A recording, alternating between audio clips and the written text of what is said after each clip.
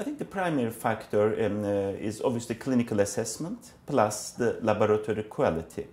In the clinical assessment, it's very important to understand why the fertility is delaying in that particular couple, which helps us to fine-tune the treatment options for their own needs.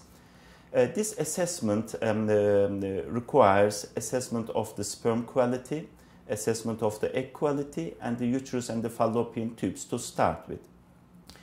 After this initial assessment, during the stimulation cycles of its IUR or IVF, frequent assessment in the unit is quite important.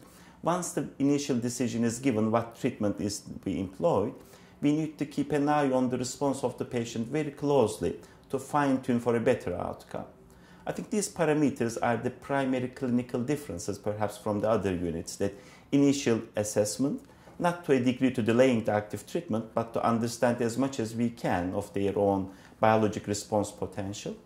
And from that point onwards, following the patient's response to the treatment very closely and then fine-tuning the response as we go along. From the laboratory point of view, obviously the obsessive assessment, obsessive evaluation of the processes in the laboratory, quality control measures, all together at the final outcome there.